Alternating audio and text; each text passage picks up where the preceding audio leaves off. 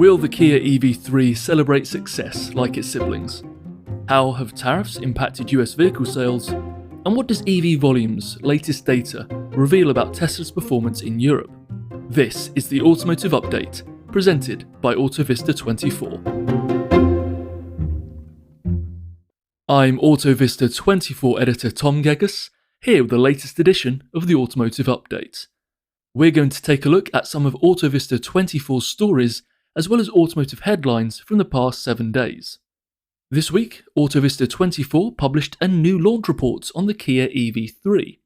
Special content editor Phil Curry reviewed the model with AutoVista Group experts, revealing its strengths, weaknesses, opportunities and threats, as well as its forecast residual values.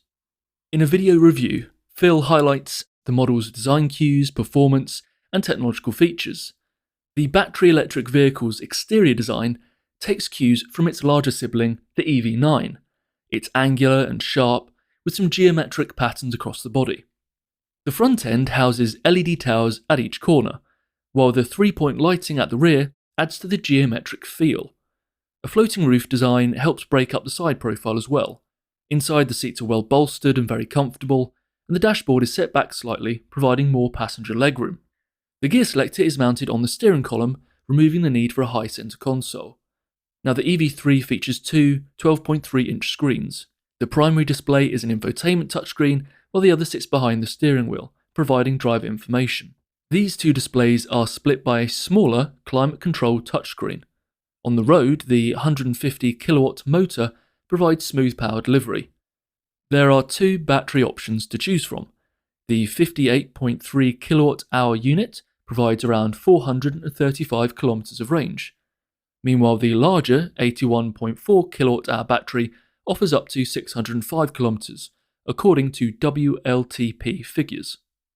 But what does all of this mean for value retention? Well, the launch report benchmarks the model against its closest rivals in Austria, France, Spain, and the UK. In Spain, for example, the Earth trim of the EV3, fitted with a 58 kWh battery, is forecast to hold 53% of its new car list price after 36 months and 60,000 kilometers.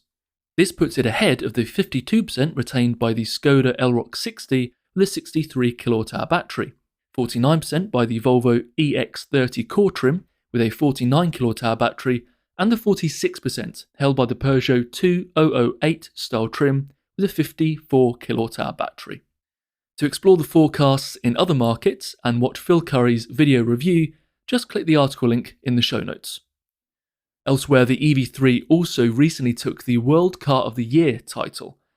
This was the second consecutive victory for the brand and its third World Car of the Year win overall. The Kia EV9 won last year's top honour, while the Kia Telluride won the title in 2020.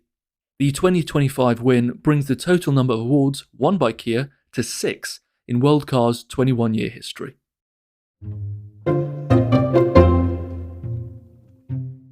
In the US, new vehicle sales results for April have been dominated by the prospect of future price increases due to tariffs. This is according to Thomas King, president of the Data and Analytics Division at JD Power.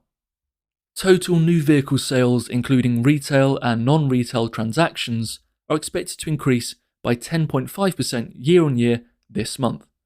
This equates to the registration of approximately 1.52 million new vehicles.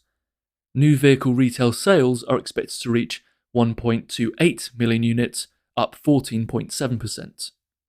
King explained that, beginning at the end of March and continuing through April, consumers have been accelerating their vehicle purchases under the expectation that prices will rise soon.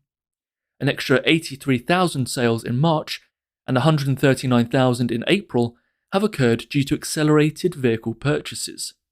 However, multiple car makers have already committed to keeping the manufacturer's suggested retail price stable through the early summer months. Meanwhile, tariff uncertainty has persisted. This has meant the rush to dealer showrooms has slowed significantly. In the first week of April, the sales pace was 28% above normal levels, but by the third week, figures were just 6% above normal. King added that the strong volume and value of vehicles sold in April will be difficult for the industry to maintain. The potential for price increases in the coming months is meaningful, and if realised, will reduce the industry's sales pace. Furthermore, the large number of buyers who purchased in late March and April, instead of later in the year, will create a further sales headwind in the coming months. However, the timing and magnitude of these effects are intrinsically linked to tariffs, which remain fluid, and the subsequent response of manufacturers to those tariffs. Now, to read more about the effects of tariffs on the US market, head to the show notes where you'll find a link to this article.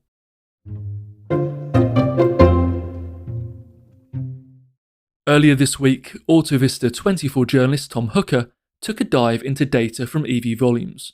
He found that while Europe's BEV market surged in February, its leading model showed signs of a struggle. The Tesla Model Y was Europe's best-selling BEV in February, recording 9,173 registrations. The win came after the crossover fell to third in January. The model reclaimed the lead despite deliveries dropping 54.4% year-on-year in February. It accounted for 5.5% of total BEV sales in the month, down 9.6 percentage points compared to February 2024. It was ahead of its second-place sibling, the Tesla Model 3, by roughly 2,000 units in the month. The sedan recorded 6,972 registrations, down 14.2% from 1 year ago. However, this was a positive result for the sedan, which finished 11th in January. The BEV captured 4.2% of the market, down from 6.1% 12 months prior. To find out the rest of Europe's BEV top 10, as well as which plug-in hybrids performed well in the region, head to our show notes and follow the link to our article. And make sure you're signed up for our email as well. That way you'll get the latest news straight to your inbox. And subscribe to the Autovista 24 podcast wherever you listen to us. But we are hosted on Spotify, which means you can leave us a comment about this episode if you use the Spotify app. And check out Autovista 24's YouTube channel as well. There you'll find our What is Explained videos, webinar recordings, and of course, the Launch Report series. I'll leave a link in the show notes.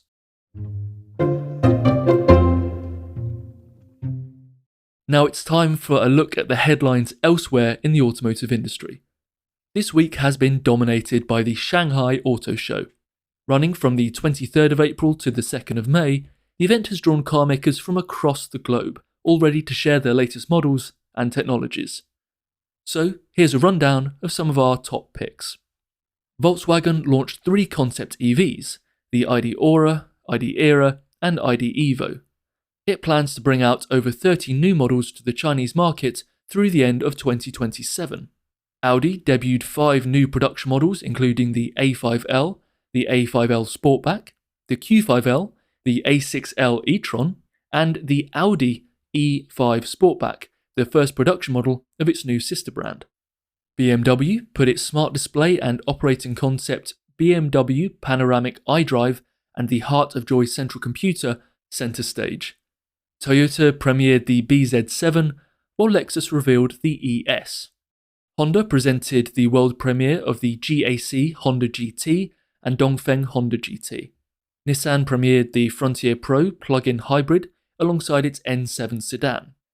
Mazda unveiled its new EZ60 electric SUV, while BYD's premium Denza line revealed the Z, a new electric supercar. Leapmotor displayed its all-electric B01 saloon, and MG revealed a boxy electric SUV concept called the Cyber X.